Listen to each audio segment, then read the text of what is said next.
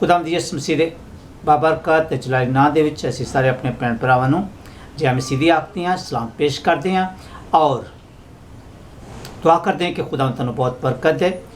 ਬਹੁਤ ਸ਼ੁਕਰੀਆ ਤੁਹਾਡੇ ਪੈਗਾਮ ਸੁਣਨ ਦਾ ਔਰ ਇਹਨੂੰ ਦੂਜਿਆਂ ਦੇ ਨਾਲ ਸ਼ੇਅਰ ਕਰਨ ਦਾ।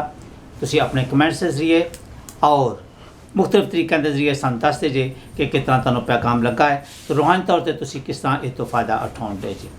ਅੱਜ ਅਸੀਂ ਇਹ ਪੈਗਾਮ ਮੌਜੂਦਾ ਸੂਰਤ ਹਾਲ ਨੂੰ ਸਾਹਮਣੇ ਰੱਖ ਕੇ ਪੇਸ਼ ਕਰਨ ਰਹੇ ਹਾਂ ਤੇ ਖੁਸੂਸ ਤੌਰ 'ਤੇ ਇਹਦਾ ਮਕਸਦ ਇਹ ਵਾ ਕਿ ਅਸੀਂ ਇਸ ਦੌਰ ਦੇ ਵਿੱਚ ਜਦੋਂ ਕਿ ਬੜਾ ਅਫਰਾ ਤਫਰੀ ਦਾ ਦੌਰ ਹੈ, ਹਰ ਇੱਕ ਬੰਦਾ ਆਪਣੀ ਆਪਣੀ ਦੌੜ ਦੇ ਵਿੱਚ ਲੱਗਾ ਹੋਇਆ ਹੈ।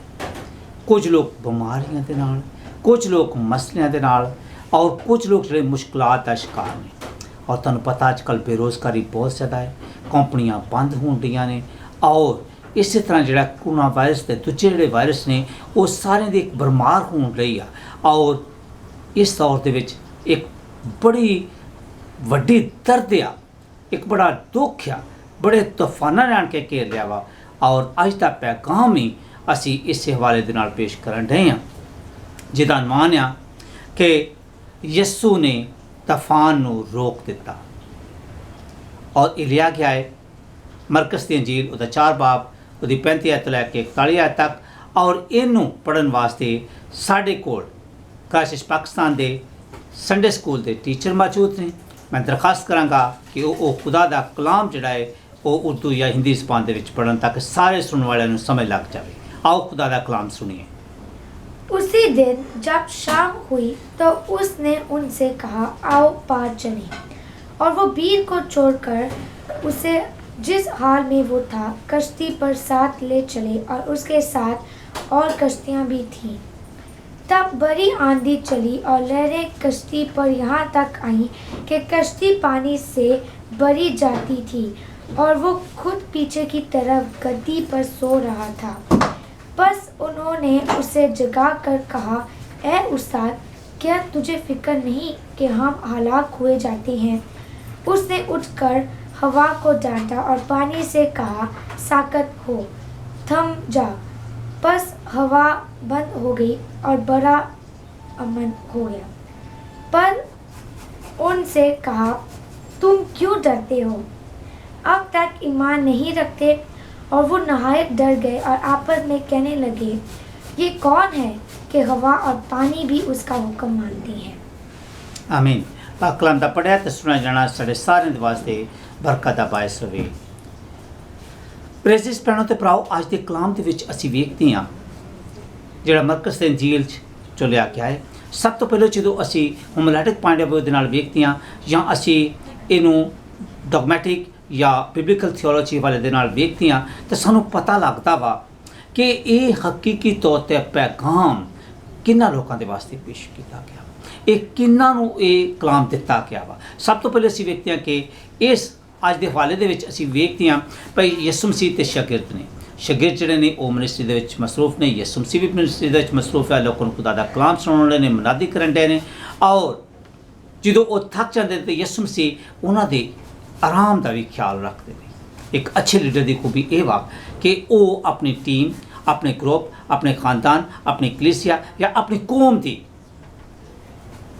आराम और सुख चैन वास्ते काम करे। और यीशु मसीह ने ये कुछ किया है। उस तो बाद असीं अगे वेखते हैं भाई उन्होंने एक होर चीज़ सिखाई जाती है जिहदे विच ये कि दुआ की जाए तो खुदा दे नाल वक्त गुजारिया जाए। जे असीं चंगी तरह फड़ लियाउणा चाहुंदे हां, जे असीं चाहुंदे हां कि असीं फलां दे नाल माला माल हो जाइए, असीं रूह की मामूरी हासिल करिए, ईमान साड़ी मजबूती होवे, जिंदगी च कामयाबी ते खुशहाली होवे, बीमारियां दूर होण, ते फिर सानूं खुदा दे नाल जुड़े रहण दी जरूरत है। ते जुड़ के सकदे हां दुआ दे जरिए। और दुआ किहदे कोल मंगणी आ? यीशु मसीह दे कोलों। जिस तरह एक सुल्तान बाहू का बड़ा खूबसूरत शेर आ, अगर तुसीं सुनो तो तुहानूं मज़ा आएगा। जिहड़े लोग सुनते हैं वो कहते हैं कि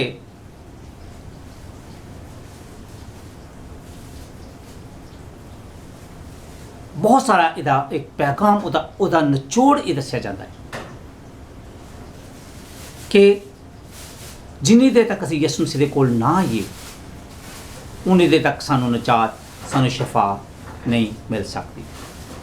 असीं वेखते हैं ਕਿ ਯਿਸੂ ਮਸੀਹ ਕਸ਼ਤੀ ਦੇ ਵਿੱਚ ਸਵਾਰ ਨੇ ਤੇ ਨਾਲ ਹੀ ਉਹਦੇ ਸ਼ਾਗਿਰਦ ਨੇ, ਔਰ ਕਸ਼ਤੀ ਜਿਹੜੀ ਹੈ ਜਦੋਂ ਪਾਣੀ ਦੇ ਵਿੱਚ ਆਂਢੀ ਆ ਤੇ ਸਮੁੰਦਰ ਦੇ ਵਿੱਚ ਜਿਹੜਾ ਹੈ ਉਹ ਤੂਫਾਨ ਆ ਜਾਂਦਾ ਹੈ। ਸ਼ਾਗਿਰਦ ਜਿਹੜੇ ਨੇ ਉਹ ਬੜੀ ਕੋਸ਼ਿਸ਼ ਕਰਦੇ ਨੇ, ਆਪਣੀ ਤਾਕਤ 'ਤੇ ਭਰੋਸਾ ਕਰਦੇ ਨੇ, ਆਪਣੇ ਤਜਰਬੇ 'ਤੇ ਭਰੋਸਾ ਕਰਦੇ ਨੇ, ਆਪਣੀ ਅਕਲ ਦਾ ਇਸਤੇਮਾਲ ਕਰਦੇ ਨੇ, ਔਰ ਫਿਰ ਵੀ ਇਹਦੇ ਬਾਵਜੂਦ ਵੀ ਨਾਕਾਮ ਹੋ ਜਾਂਦੇ ਨੇ।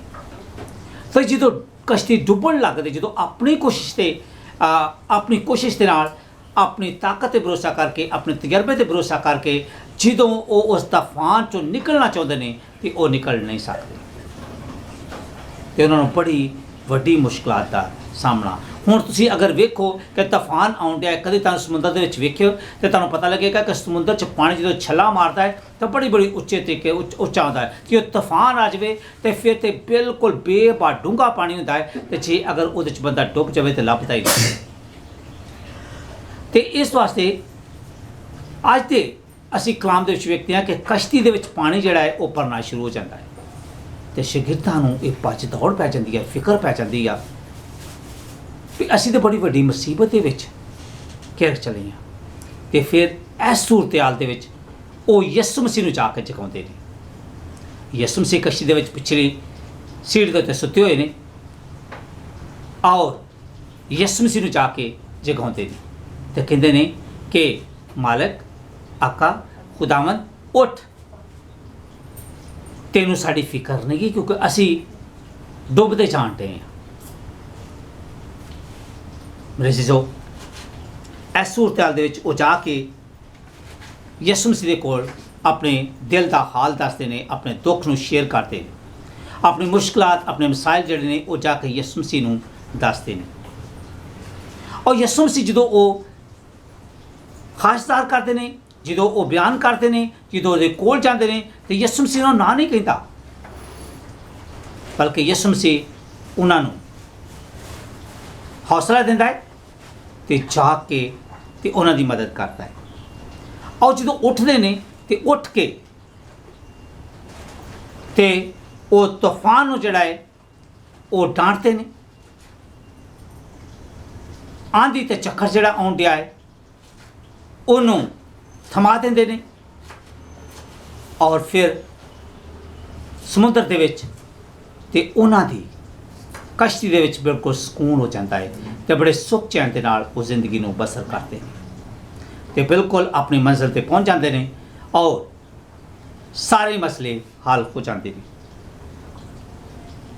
ਯਿਸੂ ਮਸੀਹ ਕਹਿੰਦੇ ਨੇ ਕਿ ਤੁਸੀਂ ਈਮਾਨ ਰੱਖੋ ਤੇ ਈਮਾਨ ਦੇ ਵਸੀਲੇ ਦੇ ਨਾਲ ਇਹ ਸਭ ਕੁਝ ਹੀ ਮੁਮਕਿਨ ਹੈ।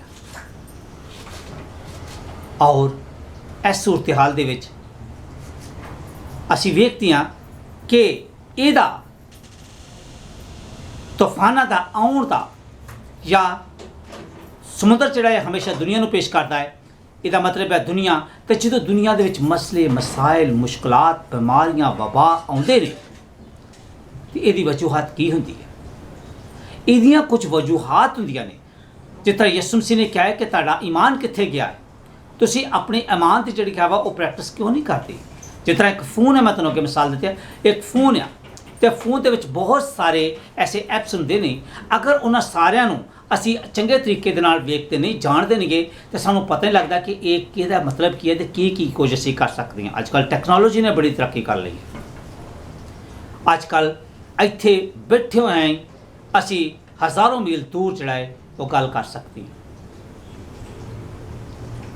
ਫੋਨ ਦੇ ਜ਼ਰੀਏ ਗੱਲ ਹੁੰਦੀ ਹੈ, ਟੈਲੀਵਿਜ਼ਨ ਦੇ ਜ਼ਰੀਏ ਗੱਲ ਹੁੰਦੀ ਹੈ, ਦੂਜਿਆਂ ਮੁਲਕਾਂ ਦੀਆਂ ਸਾਨੂੰ ਖਬਰਾਂ ਮਿਲਦੀਆਂ ਨੇ ਕਿ ਇੱਥੇ ਆ ਹੋਣ ਡਿਆ, ਇੱਥੇ ਆ ਹੋਣ ਡਿਆ, ਔਰ ਸਾਰੀ ਦੁਨੀਆ ਇੱਕ ਖਾਨਦਾਨ ਦੀ ਤਰ੍ਹਾਂ ਹੋ ਗਈ ਹੈ। ਲੇਕਿਨ ਮੈਂ ਗੱਲ ਕਰਨ ਡਿਆ ਸਾਂ ਕਿ ਇਸ ਵਕਤ ਦੁਨੀਆ ਦੇ ਵਿੱਚ ਇੱਕ ਨੇਰ ਪਿਆ ਹੋਇਆ ਹੈ, ਹਰ ਇੱਕ ਬੰਦੇ ਨੂੰ ਆਪਣੀ ਜਾਨ ਬਚਾਉਣ ਦੀ ਪਈ ਹੋਈ ਆ ਕਿ ਅਸੀਂ ਆ ਜਿਹੜਾ ਵਾਇਰਸ ਜਿਹਾ ਚੱਲਣ ਡਿਆ ਇਹਦੇ ਵਿੱਚ ਜ਼ਿੰਦਾ ਰਵਾਂਗੇ ਜਾਂ ਨਹੀਂ ਰਵਾਂਗੇ, ਅਸੀਂ ਇਹਦਾ ਸ਼ਿਕਾਰ ਨਾ ਹੋ ਜਾਈਏ। ਔਰ ਕਈ ਜਗ੍ਹਾ 'ਤੇ ਇਸ ਤਰ੍ਹਾਂ ਹੈ ਭਈ ਜਿੱਥੇ ਲੋਕੀ ਮਰ ਜਾਂਦੇ ਨੇ ਤੇ ਉਹਨਾਂ ਨੂੰ ਦਫਨ ਕਰਨ ਵਾਲਾ ਕੋਈ ਬੰਦਾ ਨਹੀਂ ਹੁੰਦਾ। ਕੁਝ ਇੰਨੀ ਲਾਸ਼ਾਂ ਦੀ ਬੇਕਦਰੀ ਆ ਕਿ ਲੋਕੀ ਆਪਣੇ ਲਾਸ਼ਾਂ ਜਿਹੜੀਆਂ ਨੇ ਉਹਨੂੰ ਬਿਲਕੁਲ ਖੁੱਲ੍ਹੇਆਮ ਛੱਡ ਦਿੰਦੇ ਨੇ, ਔਰ ਕੁਝ ਲੋਕਾਂ ਕੋਲ ਦਫਨ ਕਰਨ ਵਾਸਤੇ ਇਹਨੇ ਡਰੇ ਨੇ ਕਿ ਦਫਨ ਕਰਨ ਵਾਸਤੇ ਉਹਨਾਂ ਕੋਲ ਟਾਈਮ ਨਹੀਂ ਗਾ, ਜਾਂ ਉਹ ਡਰ ਗਏ ਨੇ ਤੇ ਉਹ ਉਹਨਾਂ ਨੂੰ ਦਰਿਆ ਦੇ ਵਿੱਚ ਸੁੱਟ ਦਿੰਦੇ ਨੇ। ਪਰ ਕਦੀ ਇਹ ਸੋਚਿਆ ਹੈ ਕਿ ਇਸ ਸਾਰੀ ਵਬਾ ਦਾ ਕਾਰਨ ਕੀ ਆ, ਇਹਦੀ ਵਜ੍ਹਾ ਕੀ ਆ, ਕਿਉਂ ਆਇਆ ਹੈ? ਸਭ ਤੋਂ ਵੱਡੀ ਗੱਲ ਇਹ ਕਿ ਅਸੀਂ ਜ਼ਿੰਦਾ ਖੁਦਾ ਜਿਹੜਾ ਅਸਮਾਨ ਤੇ ਜ਼ਮੀਨ ਦਾ ਖਾਲਕ ਤੇ ਮਾਲਕ ਆ, ਉਹਨੂੰ ਅਸੀਂ ਛੱਡ ਦਿੱਤਾ ਹੈ। ਉਹਦੀ ਜਗ੍ਹਾ ਤੇ ਅਸੀਂ ਮੂਰਤਾਂ ਬਣਾ ਲਈਆਂ, ਉਹਦੀ ਜਗ੍ਹਾ ਤੇ ਅਸੀਂ ਜਾਨਵਰਾਂ ਨੂੰ ਬਣਾ ਲਿਆ ਹੈ, ਉਹਦੀ ਜਗ੍ਹਾ ਤੇ ਅਸੀਂ ਦਰਖਤਾਂ ਨੂੰ ਤੇ ਹੋਰ ਚੀਜ਼ਾਂ ਨੂੰ ਖੁਦਾ ਮੰਨਣ ਲੱਗ ਪਏ ਹਾਂ। ਔਰ ਇਸ ਤਰ੍ਹਾਂ ਸਿਰਫ ਇਹੋ ਹੀ ਨਹੀਂ, ਬਲਕਿ ਬਹੁਤ ਸਾਰੀਆਂ ਐਸੀ ਗੈਰ ਕਾਨੂੰਨੀ ਚੀਜ਼ਾਂ ਨੇ ਜਿਹੜੀਆਂ ਕਿ ਅਸੀਂ ਕਰਦੇ ਹਾਂ। ਬਹੁਤ ਸਾਰੇ ਲੋਕਾਂ ਨੂੰ ਸੱਚਾਈ ਦਾ ਕਲਾਮ ਪੇਸ਼ ਕਰਨ ਦੀ ਜ਼ਰੂਰਤ ਆ, ਲੇਕਿਨ ਉਹ ਦੁਨੀਆ ਨੂੰ ਖੁਸ਼ ਕਰਦੇ ਤੇ ਸੱਚਾਈ ਉਹਨਾਂ ਦੇ ਸਾਹਮਣੇ ਨਹੀਂ ਰੱਖਦੇ। ਕਲਾਮ ਨੂੰ ਮਰੋੜ ਤਰੋੜ ਕੇ ਪੇਸ਼ ਕਰਦੇ ਨੇ। ਔਰ ਬਾਜ਼ ਲੋਕ ਤੇ ਇੱਥੋਂ ਤੱਕ ਜਿਹੜਾ ਹੈ ਕਿ ਉਹਨਾਂ ਨੇ ਖੁਦਾ ਦੀ ਇਸ ਖਿਦਮਤ ਨੂੰ ਜਿਹੜਾ ਹੈ ਆਪਣਾ ਕਾਰੋਬਾਰ ਬਣਾ ਲਿਆ ਹੈ। ਪਰ ਕੀ ਖੁਦਾ ਦਾ ਕਲਾਮ ਇਹ ਦੱਸਦਾ ਹੈ, ਕਹਿੰਦਾ ਹੈ ਸੱਚਾਈ ਦੱਸ, ਔਰ ਸੱਚਾਈ ਖੁਦਾ ਦਾ ਕਲਾਮ ਆ ਤੇ ਉਹ ਤੈਨੂੰ ਨਜਾਤ ਤੇ ਰਖਾਈ ਬਖਸ਼ੇਗੀ। ਜਿਹੜਾ ਕੋਈ ਖੁਦਾਵੰਦ ਦਾ ਨਾਮ ਲਏਗਾ ਉਹ ਨਜਾਤ ਪਾਏਗਾ। ਔਰ ਅੱਜ ਅਸੀਂ ਇੱਕ ਹੋਰ ਚੀਜ਼ ਵੇਖਦੇ ਹਾਂ ਕਿ ਉਹ ਮੁਲਕ ਜਿਨ੍ਹਾਂ ਨੂੰ ਖੁਦਾ ਨੇ ਬੜੀ ਤਰੱਕੀ ਦਿੱਤੀ ਹੈ, ਖੁਦਾ ਨੇ ਬੜੀ ਬਰਕਤ ਦਿੱਤੀ ਆ, ਉਹਨਾਂ ਨੇ ਇੱਕ ਕਾਨੂੰਨ ਪਾਸ ਕਰ ਦਿੱਤੇ ਨੇ ਕਿ ਬੰਦਾ ਬੰਦੇ ਨਾਲ ਸ਼ਾਦੀ ਕਰ ਸਕਦਾ ਹੈ, ਬੁੱਢੀ ਬੁੱਢੀ ਨਾਲ ਸ਼ਾਦੀ ਕਰ ਸਕਦੀ ਹੈ। ਔਰ ਅਗਰ ਤੁਸੀਂ ਗੌਰ ਕਰੋ ਤੇ ਇਹ ਪੈਦਾਇਸ਼ੀ ਕਿਤਾਬ 19 ਬਾਬ ਦੇ ਵਿੱਚ ਸਦੂਮ ਤੇ ਅਮੂਰਾ ਦੀ ਤਰਫ ਜਾਣਦੇ, ਉੱਥੇ ਵੀ ਇਹ ਗੁਨਾਹ ਬੜਾ ਸੀ ਜਿਹਨੂੰ ਖੁਦਾ ਨੇ ਬਿਲਕੁਲ ਤਬਾਹ ਕਰ ਦਿੱਤਾ ਸੀ। ਔਰ ਇਹ ਅਗਰ ਅਸੀਂ ਵੇਖੀਏ ਤੇ ਅਸੀਂ ਰੋਮੀਓ ਤੇ ਕਰੰਥੀਆਂ ਦੇ ਖੱਤ ਵਿੱਚ ਵੇਖਦੇ ਹਾਂ ਪਹਿਲੇ ਬਾਬਨ ਦੇ ਵਿੱਚ ਕਿ ਜਦੋਂ ਲੋਕਾਂ ਨੇ ਇਹ ਚਾਹਿਆ ਤੇ ਫਿਰ ਖੁਦਾ ਨੇ ਉਹਨਾਂ ਨੂੰ ਉਹਨਾਂ ਦੇ ਹਵਾਲੇ ਕਰ ਦਿੱਤਾ। ਔਰ ਅੱਜ ਦੇ ਦੌਰ 'ਚ ਵੇਖਦੇ ਹਾਂ ਕਿ ਇੱਕ ਵਾਇਰਸ ਖਤਮ ਨਹੀਂ ਹੁੰਦਾ ਤੇ ਦੂਜਾ ਆ ਜਾਂਦਾ ਹੈ, ਦੂਜਾ ਖਤਮ ਨਹੀਂ ਹੁੰਦਾ ਤੇ ਕਿੰਨੀ ਕੁ ਦੇਰ ਤੱਕ ਅਸੀਂ ਲੜਦੇ ਰਵਾਂਗੇ, ਕਿੰਨੀ ਕੁ ਦੇਰ ਤੱਕ ਇਹਦੇ ਜਿਹੜੇ ਟੀਕੇ ਲੱਭਦੇ ਰਵਾਂਗੇ, ਕਿੰਨੀ ਕੁ ਦੇਰ ਤੱਕ ਇਹਦੀਆਂ ਦਵਾਈਆਂ ਲੱਭਦਾ ਰਵਾਂਗੇ। ਕਦੀ ਇਹ ਸੋਚਿਆ ਕਿ ਸਾਨੂੰ ਵੀ ਵਾਪਸ ਯਿਸੂ ਮਸੀਹ ਦੇ ਕੋਲ ਆਉਣ ਦੀ ਜ਼ਰੂਰਤ ਹੈ? ਮੇਰੇ ਅਜ਼ੀਜ਼ੋ, ਅੱਜ ਉਹਨਾਂ ਲੋਕਾਂ ਦੇ ਵਾਸਤੇ ਖੁਸ਼ਖਬਰੀ ਆ ਜਿਨ੍ਹਾਂ ਦੀ ਜ਼ਿੰਦਗੀ 'ਚ ਬਹੁਤ ਸਾਰੇ ਤੂਫਾਨ ਨੇ। ਮੈਂ ਤੁਹਾਨੂੰ ਤੂਫਾਨਾਂ ਦੀਆਂ ਜਿਹੜਾ 10 ਕਿਸਮਾਂ ਦੱਸਾਂਗਾ ਕਿ ਕਿਸ ਕਿਸਮ ਦੇ ਤੂਫਾਨ ਜਿਹੜੇ ਸਾਡੀ ਜ਼ਿੰਦਗੀ 'ਚ ਬਰਪਾ ਹੁੰਦੇ ਨੇ। ਪਹਿਲੀ ਗੱਲ ਆ ਕਿ ਦੁਸ਼ਮਣੀ ਦਾ ਤੂਫਾਨ। ਬਹੁਤ ਸਾਰੇ ਖਾਨਦਾਨਾਂ ਦੇ ਦਰਮਿਆਨ ਦੁਸ਼ਮਣੀ ਹੈ, ਬਹੁਤ ਸਾਰੇ ਕੌਮਾਂ ਤੇ ਬਰਾਦਰੀਆਂ ਦੇ ਦਰਮਿਆਨ ਦੁਸ਼ਮਣੀ ਆ, ਬਹੁਤ ਸਾਰੇ ਮੁਲਕਾਂ ਦੇ ਦਰਮਿਆਨ ਦੁਸ਼ਮਣੀ ਆ। ਮੁਲਕ ਤੇ ਚੜਾਈ ਕਰਨ ਡਿਆ ਹੈ, ਖਾਨਦਾਨਾਂ ਦੇ ਵਿੱਚ ਲੜਨ ਡੇ ਨੇ, ਕੌਮਾਂ ਤੇ ਲੜਨ ਡੀਆਂ ਨੇ। ਇਹ ਕੋਈ ਨਵੀਂ ਗੱਲ ਨਹੀਂ। ਮਤੀ ਦੀ ਇੰਜੀਲ 24 ਬਾਬ ਦੇ ਵਿੱਚ ਦੱਸਿਆ ਕਿ ਕੌਮ ਤੇ ਚੜਾਈ ਕਰੇਗੀ, ਪਰ ਸਾਨੂੰ ਇੱਥੇ ਰੂਹਾਨੀ ਤੌਰ ਤੇ ਜਾਗਣ ਦੀ ਜ਼ਰੂਰਤ ਹੈ, ਕਲਾਮ ਨੂੰ ਪੜ੍ਹ ਕੇ ਖੁਦਾ ਦੇ ਨਾਲ ਚੱਲਣ ਦੀ ਜ਼ਰੂਰਤ ਹੈ, ਔਰ ਇਸ ਦੁਸ਼ਮਣੀ ਨੂੰ ਵਟਾਉਣ ਦੀ ਜ਼ਰੂਰਤ ਹੈ। ਕਿਉਂਕਿ ਯਿਸੂ ਮਸੀਹ ਨੇ ਕਿਹਾ ਕਿ ਤੂੰ ਆਪਣੇ ਦੁਸ਼ਮਣਾਂ ਦੇ ਵਾਸਤੇ ਵੀ ਦੁਆ ਕਰ ਤੇ ਅਗਰ ਉਹ ਭੁੱਖਾ ਤੇ ਉਹਨੂੰ ਖਾਣਾ ਖਵਾ। ਇਸ ਤਰ੍ਹਾਂ ਕਰਨ ਦੇ ਨਾਲ ਤੂੰ ਉਹਦੀ ਭਲਾਈ ਚਾਹੁੰਦਾ ਤੇ ਉਹਦੀ ਜ਼ਿੰਦਗੀ ਤਬਦੀਲ ਕਰ ਸਕਦਾ ਹੈ। ਦੂਜੀ ਨੇ ਨਫ਼ਰਤ ਦਾ ਤੂਫਾਨ। ਅੱਜ ਕੱਲ੍ਹ ਜਿਹੜਾ ਵਾ ਉਹ ਆਪਸ ਦੇ ਵਿੱਚ ਵੀ ਬਹੁਤ ਸਾਰੇ ਲੋਕ ਇੱਕ ਦੂਜੇ ਤੋਂ ਨਫ਼ਰਤ ਕਰਦੇ ਨੇ। ਉਹ ਜ਼ਬਾਨ ਤੋਂ ਤੇ ਇੱਕ ਦੂਜੇ ਦੀ ਜਿਹੜੀਆਂ ਬੜੀਆਂ ਮਿੱਠੀਆਂ ਗੱਲਾਂ ਕਰਦੇ ਨੇ, ਲੇਕਿਨ ਉਹਨਾਂ ਦੇ ਦਿਲ ਜਿਹੜੇ ਨੇ ਉਹ ਕ੍ਰੋਧ ਨਾਲ ਭਰੇ ਹੋਏ ਨੇ। ਉਹਨਾਂ ਦੇ ਦਿਲ ਦੇ ਵਿੱਚ ਗੁੱਸਾ ਹੈ, ਉਹਨਾਂ ਦੇ ਦਿਲ ਦੇ ਵਿੱਚ ਡਿਫਰੈਂਟ ਸਕੀਮ ਨੇ ਕਿ ਕਿਸ ਤਰ੍ਹਾਂ ਇਸ ਬੰਦੇ ਨੂੰ ਤਬਾਹ ਕੀਤਾ ਜਾਵੇ। ਔਰ ਇਸ ਨਫ਼ਰਤ ਦੇ ਤੂਫਾਨ ਨੂੰ ਖ਼ਤਮ ਕਰਕੇ ਯਿਸੂ ਮਸੀਹ ਦੀ ਮੁਹੱਬਤ ਤੇ ਪਿਆਰ ਨੂੰ ਦਾਵਤ ਦੇਣੀ ਚਾਹੀਦੀ ਹੈ। ਤੀਜੀ ਗੱਲ ਹੈ ਰੂਹਾਨੀ ਤੌਰ ਤੇ ਕਿਰਨ ਦਾ ਤੂਫਾਨ। ਇਹ ਬਹੁਤ ਵੱਡੇ ਲੀਡਰ ਜਿਹੜੇ ਨੇ, ਬਹੁਤ ਵੱਡੇ ਖਾਦਮ ਜਿਹੜੇ ਨੇ, ਰੂਹਾਨੀ ਤੌਰ ਤੇ ਉਹ ਵੀ ਗਿਰ ਜਾਂਦੇ। ਜਦੋਂ ਉਹਨਾਂ ਦੀ ਜ਼ਿੰਦਗੀ 'ਚ ਗਰੂਰ ਆ ਜਾਂਦਾ ਹੈ, ਤਕੱਬਰ ਆ ਜਾਂਦਾ ਹੈ, ਜਦੋਂ ਉਹ ਖੁਦਾ ਨੂੰ ਛੱਡ ਦਿੰਦੇ ਨੇ, ਆਪਣੀ ਦੌਲਤ ਦੇ ਚੱਕਰ 'ਚ ਪੈ ਜਾਂਦੇ ਨੇ, ਆਪਣੀ ਸ਼ੋਹਰਤ ਦੇ ਚੱਕਰ 'ਚ ਪੈ ਜਾਂਦੇ ਨੇ, ਤੇ ਜਿਹੜੀ ਖਿਦਮਤ ਉਹਨਾਂ ਨੂੰ ਸੌਂਪੀ ਹੁੰਦੀ ਆ ਉਹ ਨਹੀਂ ਕਰਦੇ, ਤੇ ਫਿਰ ਰੂਹਾਨੀ ਤੌਰ ਤੇ ਗਿਰ ਜਾਂਦੇ ਨੇ। ਔਰ ਫਿਰ ਇਫਸੀ ਕਲੀਸਿया जिस तरह खुदा यीशु मसीह ने मुकाशवा 2 से बाब किया कि ख्याल करके कहाँ से गिरा है, बस तौबा करो पहले की तरह काम करे। ये उन्होंने मशवरा दिता जाता है। अगर तुम नहीं करोगे तो खुदावंद दा कलाम कहता कि मैं आवांगा तो आके तेरे चिरागदार नूं उतों हटा देवांगा, गोल कर देगा, जिंदगी खत्म हो जाएगी। तो फिर 100 हथ रसा ते सिरे ते गंढ कुछ भी तुहाडे पल्ले नहीं रहेगा। चौथा जिहड़ा है वो गुरबत का तूफान है। बहुत सारिया ऐसी गरीब फैमिलियां ने, बहुत सारे ऐसे गरीब ने। अज के दौर च अगर वेखो तो अमीर होता जाता है तो गरीब होता जान दिया है। और इस दौर के गरीब की मदद करने की जरूरत है। ताकि ਜਿਹੜੇ ਜ਼ਰੂਰਤਮੰਦ ਨੇ, ਗਰੀਬ ਨੇ, ਹਾਜਤਮੰਦ ਨੇ, ਮੁਫਲਸ ਨੇ, ਉਹਨਾਂ ਦੀ ਮਦਦ ਕੀਤੀ ਜਾਵੇ। ਪਰ ਅਮੀਰ ਆਪਣੀ ਐਸ਼ੋ ਇਸ਼ਰਾਤ ਦੇ ਵਿੱਚ ਲੱਗੇ ਹੋਏ ਨੇ। ਮੈਂ ਕਹਿੰਦੀ ਨਹੀਂ ਕਿ ਸਾਰੇ ਇਸ ਤਰ੍ਹਾਂ ਕਰਦੇ ਨੇ, ਬਹੁਤ ਸਾਰੇ ਅੱਛੇ ਲੋਕ ਵੀ ਅਮੀਰ ਹੈ ਨੇ। ਔਰ ਇਸੇ ਵਾਸਤੇ ਕਿਹਾ ਗਿਆ ਕਿ ਅਮੀਰ ਦਾ ਖੁਦਾ ਦੀ ਬਾਦਸ਼ਾਹੀ ਦੇ ਵਿੱਚ ਦਾਖਲ ਹੋਣਾ ਬਹੁਤ ਮੁਸ਼ਕਿਲ ਹੈ, ਕਿਉਂਕਿ ਉਹਦੇ ਜ਼ਿਆਦਾ ਧਿਆਨ ਜਿਹੜਾ ਆਪਣੇ ਕਾਰੋਬਾਰ ਵੱਲ ਹੈ। ਤੁਸੀਂ ਵੇਖਦੇ ਕਿ ਇੱਕ ਅਮੀਰ ਆਦਮੀ ਸੀ, ਉਹਦੀ ਬਹੁਤ ਫਸਲ ਹੋਈ, ਤਾਂ ਉਹਨੇ ਕਿਹਾ ਮੈਂ ਆਪਣੇ ਜਿਹੜੇ ਗੋਦਾਮ ਐਤਕੀ ਢਾਵਾਂਗਾ ਤੇ ਨਵੇਂ ਬਣਾਵਾਂਗਾ, ਤਾਂ ਕਿ ਜਦੋਂ ਫਸਲ ਆਵੇ ਤਾਂ ਮੈਂ ਉਹਨਾਂ ਵਿੱਚ ਰੱਖ ਸਕਦਾ, ਮੈਂ ਆਪਣੀ ਜਾਨ ਨੂੰ ਕਹਾਂਗਾ ਖਾ ਪੀ ਐਸ਼ ਕਰ, ਕਿਉਂਕਿ ਉਹਨੂੰ ਸਿਰਫ ਦੁਨੀਆ ਦੀ ਲੱਗੀ ਹੋਈ ਆ। ਔਰ ਇਸੇ ਤਰ੍ਹਾਂ ਲੂਕਾ ਦੀ ਇੰਜੀਲ ਅਸੀਂ ਆਖਰੀ ਬਾਬ ਦੇ ਵਿੱਚ ਵੇਖਦੇ ਹਾਂ 16ਵੇਂ ਬਾਬ ਦੇ ਵਿੱਚ ਕਿ ਉਹਦੇ ਵਿੱਚ ਇੱਕ ਅਮੀਰ ਆਦਮੀ ਲਾਜ਼ਰ ਹੈ। ਲਾਜ਼ਰ ਜਿਹੜਾ ਵਾ ਉਹ ਕੀ ਕਰਦਾ ਵਾ ਕਿ ਉਹ ਦੁਆ ਕਰਦਾ ਤੇ ਖੁਦਾ ਨਾਲ ਚੱਲਦਾ, ਭਾਵੇਂ ਫੋੜੇ ਨਾ ਭਰਿਆ, ਭਾਵੇਂ ਗਰੀਬ ਆ, ਲੇਕਿਨ ਅਮੀਰ ਆਦਮੀ ਜਿਹੜਾ ਅੱਛੀ ਤਰ੍ਹਾਂ ਦੀ ਐਸ਼ੋ ਜ਼ਿੰਦਗੀ ਬਸਰ ਕਰਦਾ ਹੈ। ਲੇਕਿਨ ਦੋਵੇਂ ਮਰ ਜਾਂਦੇ ਨੇ। ਅਮੀਰ ਜਦੋਂ ਆਪਣੀਆਂ ਅੱਖਾਂ ਖੋਲ੍ਹਦਾ ਤੇ ਉਹ ਦੋਜ਼ਖ ਦੇ ਵਿੱਚ ਆ, ਤੇ ਲਾਜ਼ਰ ਜਿਹੜਾ ਵਾ ਉਹ ਖੁਦਾ ਦੀ ਹਜ਼ੂਰੀ ਦੇ ਵਿੱਚ ਆ।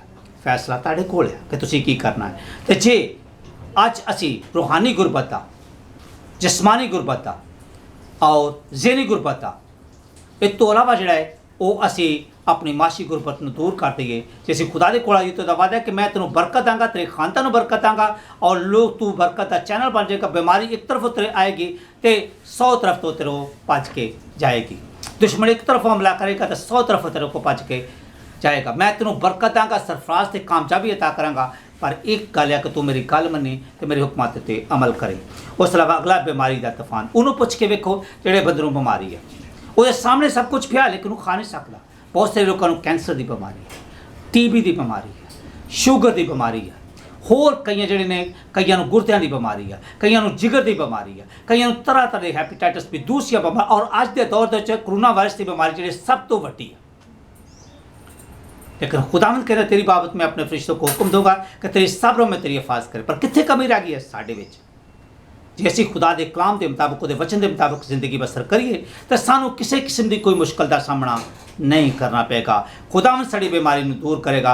जरमाया कहता वा, जरमिया कहता है अपने 17वें बाब में कहता खुदावंद अगर तू सानू शिफा दे तो शिफा पा सकते हैं। और सिर्फ शिफा ਉਹਦੇ ਕੋਲੋਂ ਮਿਲਦੀ ਆ ਜਿਹੜਾ अगले ਅਸੀਂ ਵੇਖਦੇ ਹਾਂ ਬੇ ਔਲਾਦੀ ਤੇ ਤਾਨਿਆਂ ਦਾ ਤੂਫਾਨ। ਅਸੀਂ ਵੇਖਦੇ ਹਾਂ ਹਨਾ, ਇਸੇ ਤਰ੍ਹਾਂ ਹੀ ਹੋਰ ਜਿਹੜਾ ਅਸੀਂ ਸਾਰਾ ਦੀ ਜ਼ਿੰਦਗੀ ਵੇਖਦੇ ਹਾਂ। ਔਰ ਇਸ ਤੋਂ ਇਲਾਵਾ ਹੋਰ ਵੀ ਬਹੁਤ ਸਾਰੇ ਐਸੀਆਂ ਭੈਣਾਂ ਜਿਹੜੀਆਂ ਨੇ ਜਿਨ੍ਹਾਂ ਦੇ ਬੱਚੇ ਨਹੀਂ ਹੈ, ਬੇਟੀਆਂ ਜਿਨ੍ਹਾਂ ਦੇ ਬੱਚੇ ਨਹੀਂ ਗਏ ਹੈ, ਉਹਨਾਂ ਨੂੰ ਬੜੀ ਮੁਸ਼ਕਲਾਂ ਦਾ ਸਾਹਮਣਾ।